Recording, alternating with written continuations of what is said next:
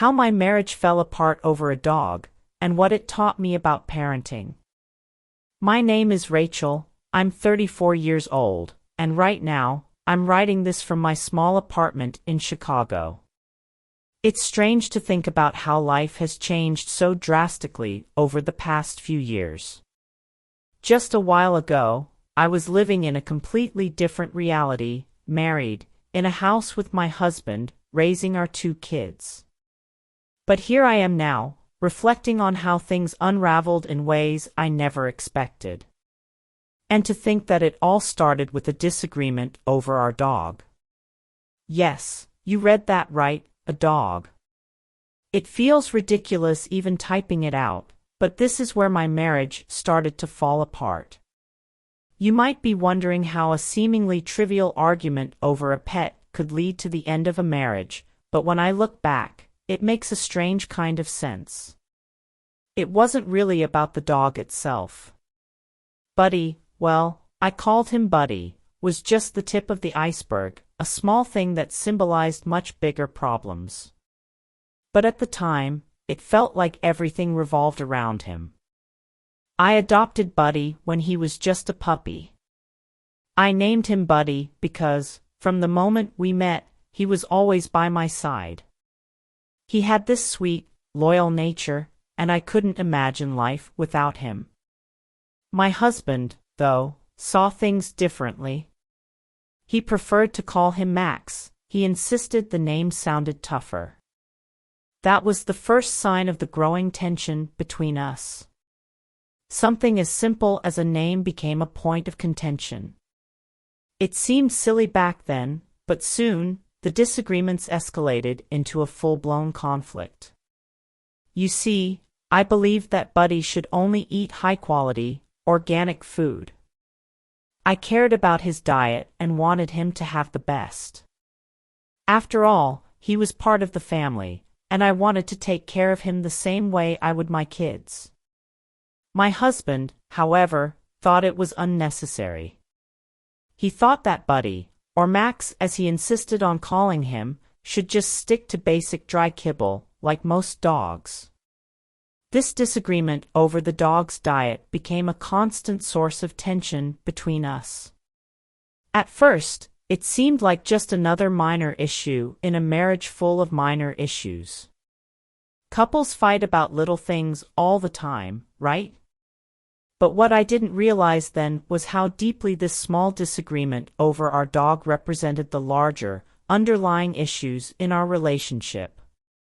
It wasn't just about Buddy's food, it was about control, compromise, and our inability to see eye to eye on anything that mattered.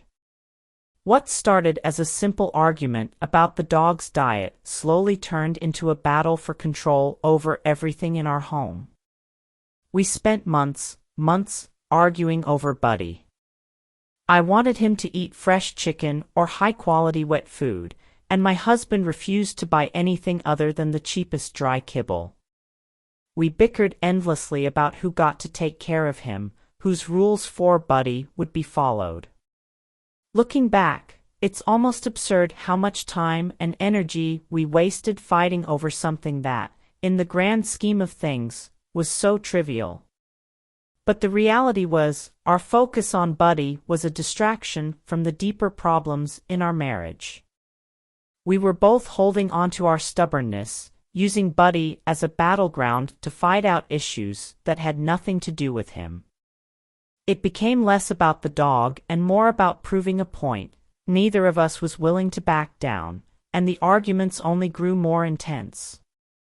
For over a year, this ridiculous fight over the dog consumed us. We fought over what he should eat, where he should sleep, and who he should live with once we separated. It sounds insane when I say it out loud, but that's exactly what happened. And all the while, our 2 children, ages 2 and 5 at the time, were left in the background, their needs and well-being ignored. That's the part that's hardest to admit. While we were busy fighting over Buddy, our kids were stuck in the middle of a household full of tension and conflict. I cringe when I think about how much we neglected them during that time.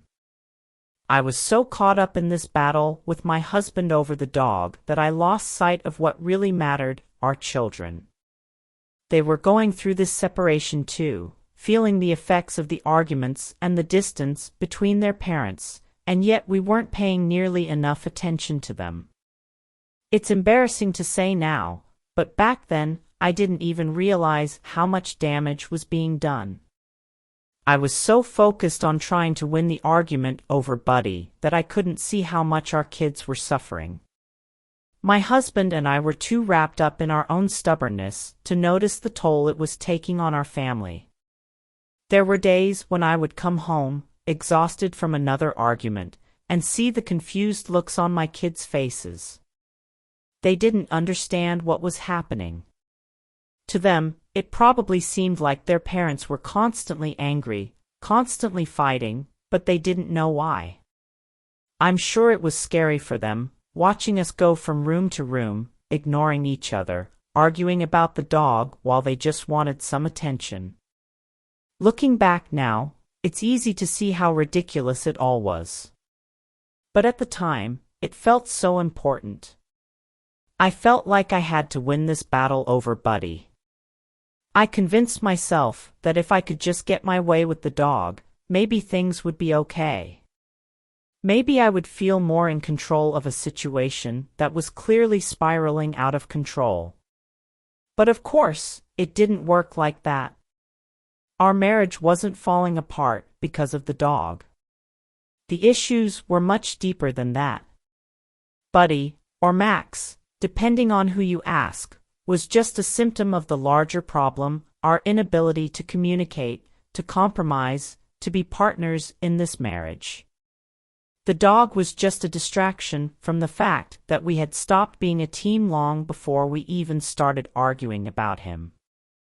Now, as I sit in this quiet apartment, thinking about all of it, I can see how lost we were in our stubbornness.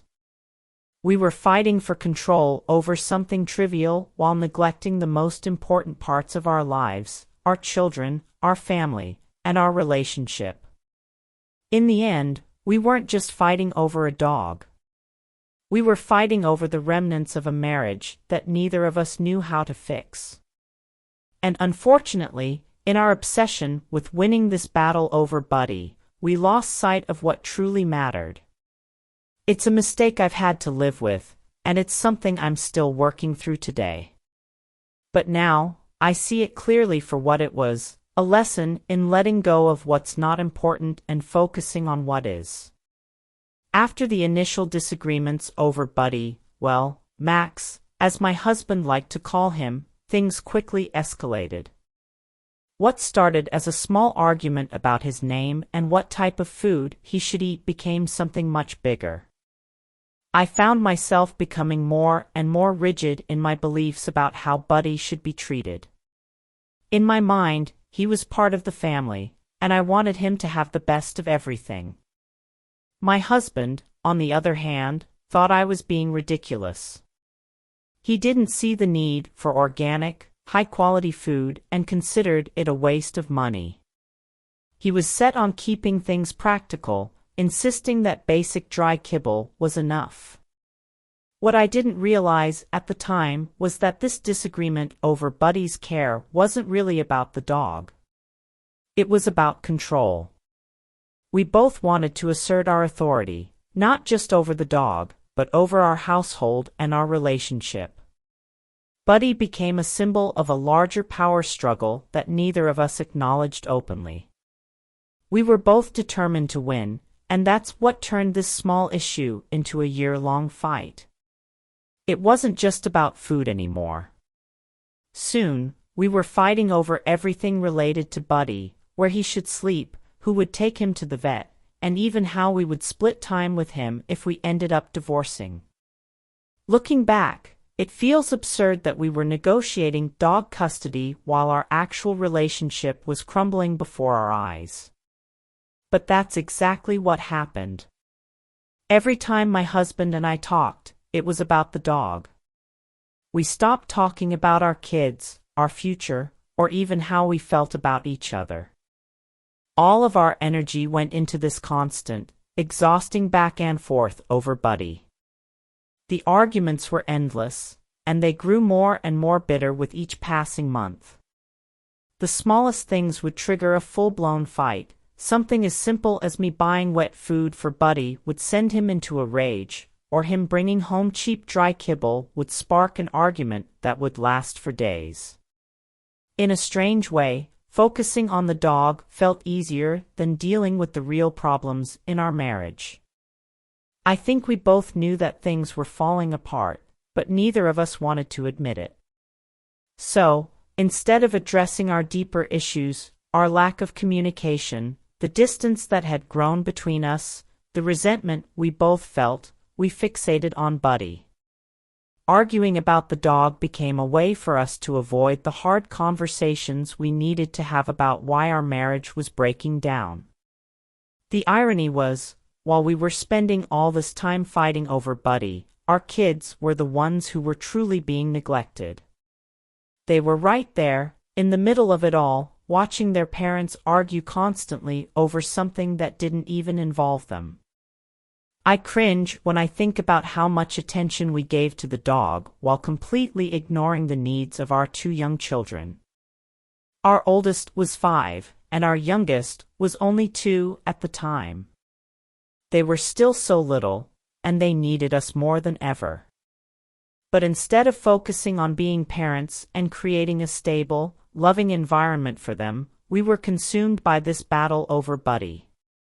It's painful to admit, but during that year, the dog became our priority, not our kids.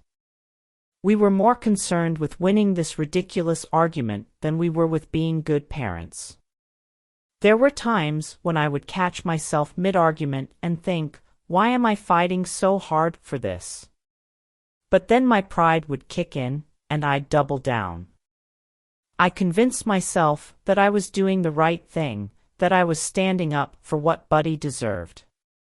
But deep down, I think I knew that it wasn't really about him. It was about my frustration with my husband, my need to assert control in a marriage that felt increasingly out of my hands. The more we argued, the more distant we became. We were no longer partners, working together to raise our kids or run our household. We were adversaries, locked in a battle that neither of us was willing to lose. The tension in the house was unbearable. We couldn't have a civil conversation without it turning into a fight about the dog. It was as if Buddy had become the physical manifestation of all the problems we had been avoiding in our marriage. And yet, despite how obvious it should have been that we were fighting about the wrong things, neither of us was willing to let go. I couldn't back down, and neither could he. We were both so determined to be right, to win this stupid fight, that we lost sight of everything else. As the months dragged on, the situation only got worse. The arguments grew more frequent, and the resentment between us deepened. It wasn't just about the dog anymore, it was about the growing chasm between us as a couple. Every time we fought, it felt like we were drifting further and further apart, but instead of addressing that distance, we just kept fighting. Buddy, Max, whatever we wanted to call him, was caught in the middle of it all. He didn't know that he had become a pawn in this power struggle between his two owners. He was just a dog, happy to be loved and cared for, oblivious to the fact that his presence had sparked a battle that was tearing his family apart. Looking back now, it's so clear how misguided we were. We were using Buddy as a way to avoid dealing with the real problems in our marriage. Instead of working on our relationship, we poured all of our energy into this petty conflict, thinking that if we could just win this battle over the dog, everything else would somehow fall into place. But of course, it didn't. The more we fought, the more damage we did to our marriage, and the more we neglected the things that truly mattered, our kids, our family, and our connection as a couple. The fight over Buddy was just the surface-level issue. Underneath it all were years of unresolved tension, resentment, and emotional distance that we weren't willing to confront. And as I look back now, sitting in my quiet apartment, I realize that the fight over Buddy wasn't just a fight over a dog. It was a symbol of everything we had lost in our marriage: the ability to compromise, to communicate, and to work together as a team. We were both fighting for control in a situation where neither of us was willing to give an inch. In the end, the fight over Buddy was never really about Buddy at all. It was about a marriage that had lost its way, and two people who didn't know how to find their way back to each other. While the arguments over Buddy, well, Max, as my husband insisted on calling him, raged on, something much more important was being ignored: our children. I think this is the part that hurts the most, the part that I look back on with the deepest regret. We were so caught up in our battle over the dog that we completely neglected our kids, who were stuck in the middle of a toxic, hostile environment. We had two kids at the time: Emma, who was 5, and Noah, who had just turned 2. They were still so young, so impressionable, and they needed us more than ever during this difficult time. But instead of focusing on providing them with the stability and love they needed, my husband and I were wrapped up in our own selfish war over Buddy. It's painful to admit now, but it's the truth. We let ourselves become so consumed with our own stubbornness that we failed as parents during that year. The kids saw it all. Every argument, every bitter exchange about the dog, every cold silence that followed our fights, they were witnesses to all of it. They may not have fully understood what was happening, but they could feel the tension in the house. And kids, especially at that young age, pick up on everything. They knew that something wasn't right, that mom and dad were always angry, always fighting, even if they didn't know why. I remember Emma asking me once, "Mommy, why are you and Daddy always mad?" Her little voice was so soft, so innocent, and it broke my heart. I didn't have an answer for her because the truth was, I didn't know anymore. What had started as a disagreement over Buddy's food had spiraled into something so much bigger, so much more destructive, and I couldn't explain it to her. How do you explain to a 5-year-old that her parents are too busy fighting over a dog to pay attention to her? You don't. You just try to hold it together and tell her that everything will be okay, even though you're not sure it will be. Noah was too young to ask questions, but I could see the confusion in his eyes too. He didn't understand why Mommy and Daddy didn't smile at each other anymore, why the house felt heavy with silence after every argument. He was just a baby, barely out of diapers, and yet he was living in a home filled with tension, where the people he relied on the most were too distracted by their own petty conflicts to give him the attention and love he needed. It's hard for me to think about how much we neglected them during that time. Not physically, we were still doing all the basic parenting things: feeding them, bathing them, making sure they were dressed and ready for school or daycare. But emotionally, we weren't there. I wasn't there. I was too wrapped up in my battle with my husband to be fully present for my kids. I was too focused on winning the argument over Buddy to realize how much my children were hurting, how much they were being affected by the tension in the house. In those moments when I wasn't arguing with my husband, I would retreat into myself, emotionally drained from the constant fighting. I didn't have the energy to engage with Emma and Noah the way I should have. I was too tired to play with them, too distracted to really listen when they talked to me. I would put on a smile for them, try to act like everything was fine, but deep down, I knew it wasn't. And I think they knew it too. It wasn't just the arguments that affected them, it was the way we treated each other when we weren't fighting. The coldness, the distance, the lack of communication between me and my husband, it all created an environment that wasn't healthy for them. They were growing up in a home where love and warmth had been replaced with resentment and bitterness, and that's not something any child should have to experience. I remember one day in particular when it really hit me how far things had gone. It was a Saturday, and Emma had been asking for days if we could go to the park. I kept putting it off, telling her maybe tomorrow or we'll see. But on this day, I had promised her that we would go.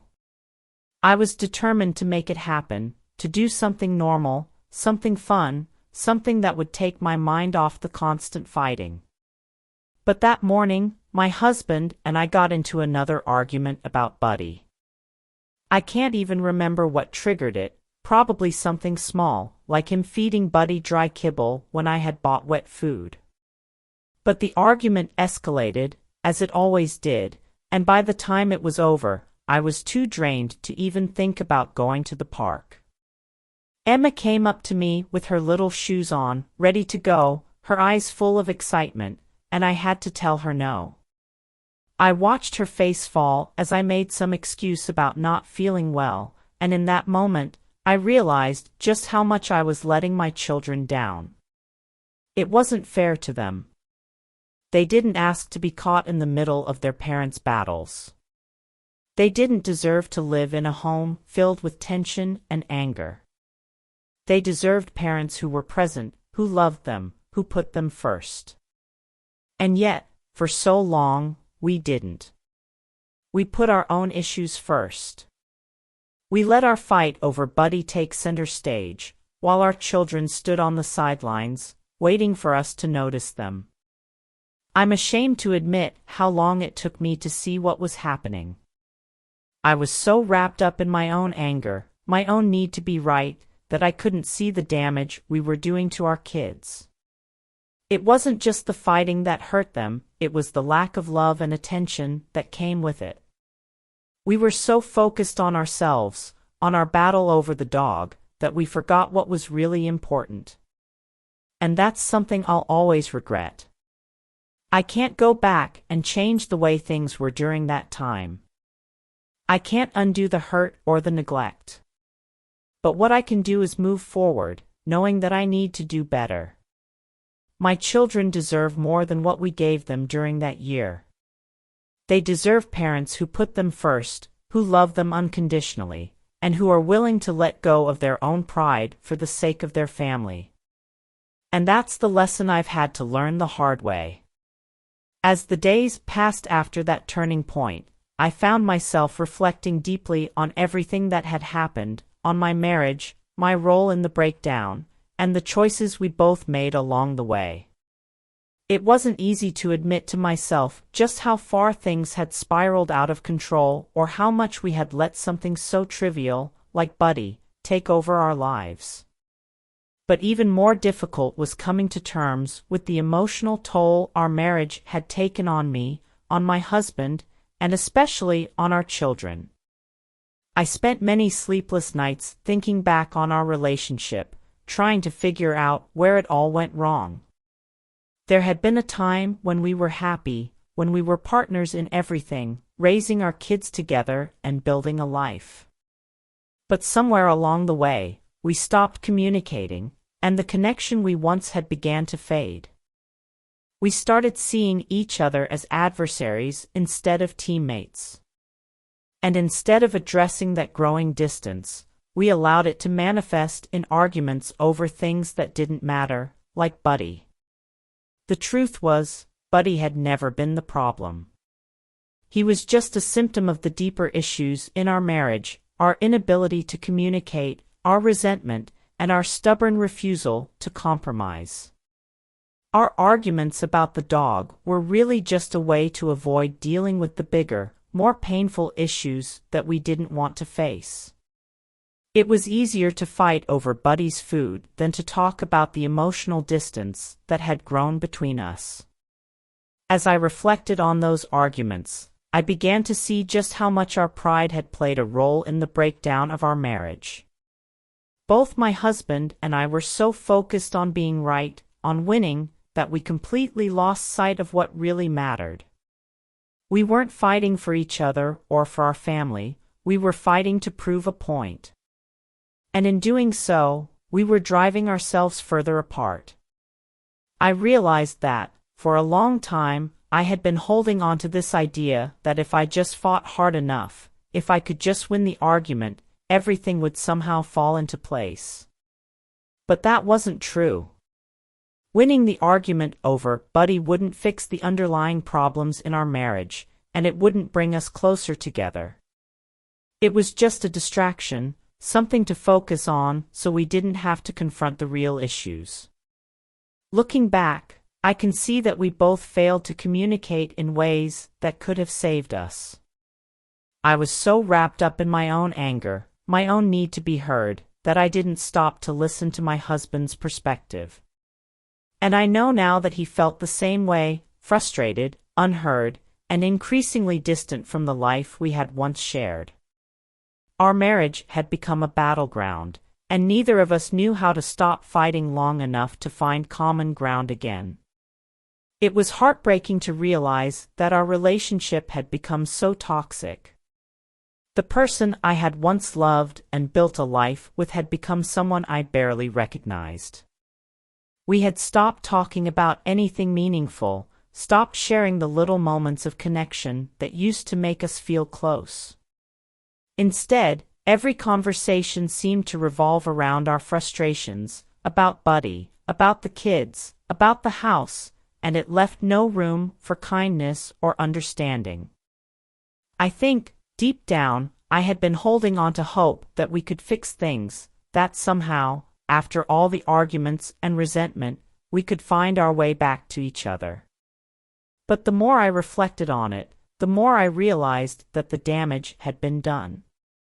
We had allowed the little things to become so big, so overwhelming, that they overshadowed everything else. And in doing so, we had lost the foundation of what made our relationship strong in the first place. I started to see that, as much as I wanted to believe that winning these petty battles would somehow make me feel better, what I really needed was peace. Not victory, not validation, just peace. And I began to understand that peace wouldn't come from winning an argument or proving that I was right. It would come from letting go of the need to control everything, letting go of the resentment I had been holding on to, and letting go of the idea that our marriage could be fixed by fighting harder. There's a deep sadness that comes with the realization that a relationship is over, especially when it's a marriage. You grieve not just for the person you're losing, but for the life you thought you'd have together. I grieved for the family we could have been, for the memories that were overshadowed by conflict, and for the love that had been buried beneath all the anger and bitterness. But at the same time, I began to feel a sense of relief. For the first time in a long time, I started to see a way forward, a path that didn't involve constant fighting, tension, or resentment. I realized that while the end of our marriage was painful, it also offered the possibility of a new beginning, a chance to focus on myself, my kids, and our future, free from the toxic environment that had consumed us for so long. I knew that moving forward wouldn't be easy. There would still be challenges, especially with the kids, but I was ready to face them. I was ready to stop fighting battles that didn't matter and start focusing on what truly did. As I sat with these thoughts, I also recognized the importance of self-reflection. I wasn't blameless in all of this. I had made mistakes, too. I had let my pride and anger get in the way of communicating with my husband, and I had allowed myself to become consumed with the fight rather than addressing the root of our problems. I needed to own my part in the breakdown of our marriage, not as a way to dwell on the past, but as a way to learn and grow from it. In the end, the reflection on our marriage wasn't about placing blame.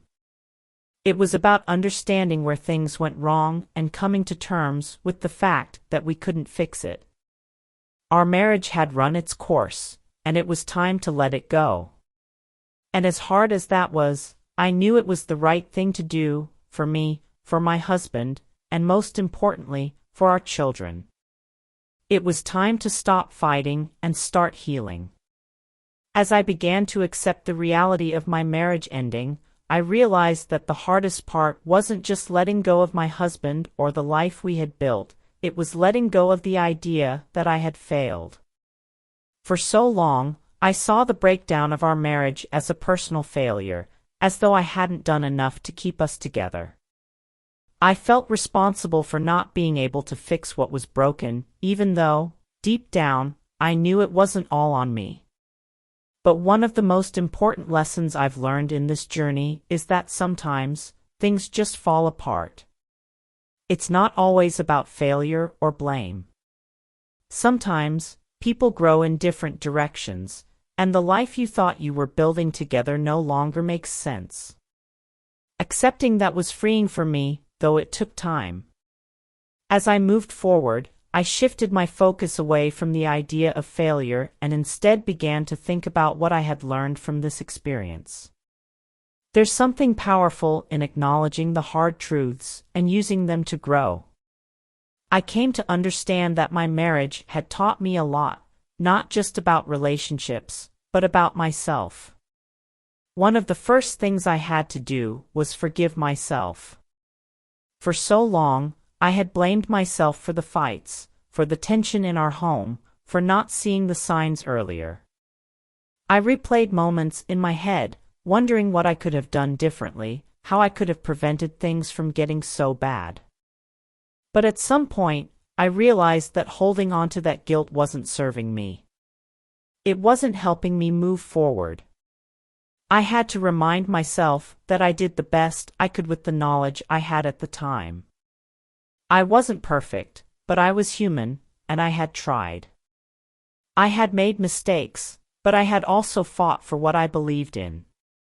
And now, looking back, I could see that my marriage ending wasn't a reflection of my worth, it was just part of my journey. Forgiving myself wasn't easy. In fact, it was probably the hardest part of this entire process. But once I did, it felt like a weight had been lifted off my shoulders. I no longer had to carry the burden of thinking I had failed. Instead, I could see that I had grown.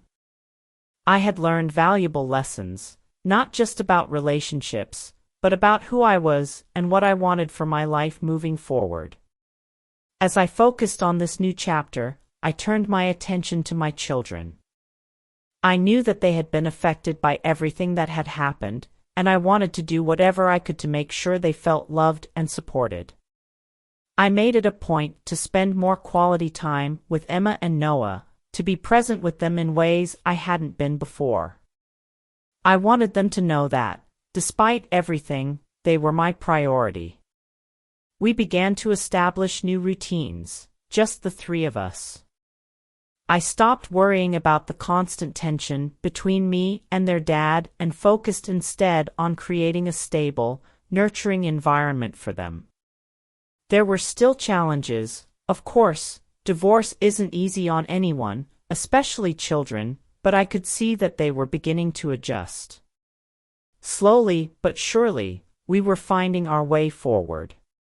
There were days when I still felt the pangs of guilt or sadness, when I would think about what could have been or wish that things had turned out differently.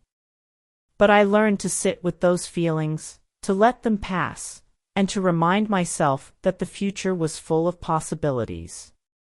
It was okay to feel sad, but it didn't mean I was stuck in that sadness forever. I also started focusing on my own personal growth.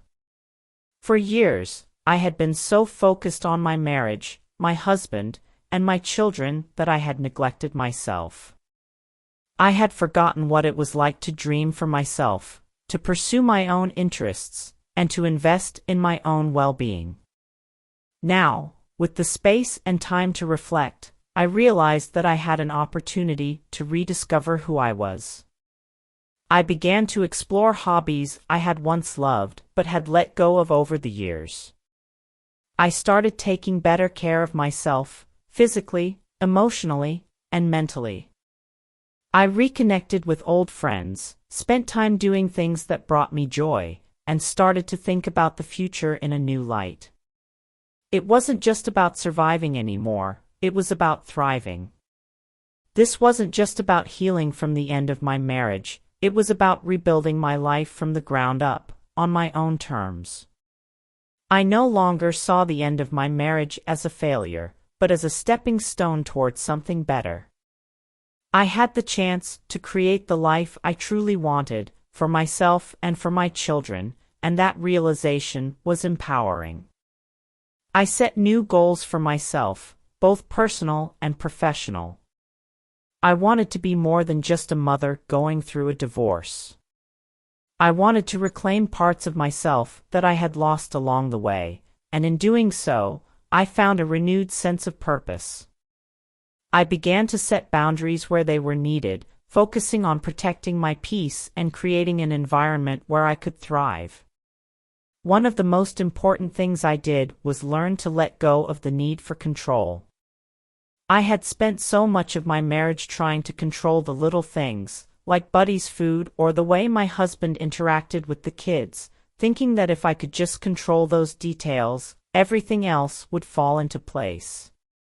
But now, I understood that life doesn't work that way. The only thing I could truly control was how I responded to the challenges life threw my way.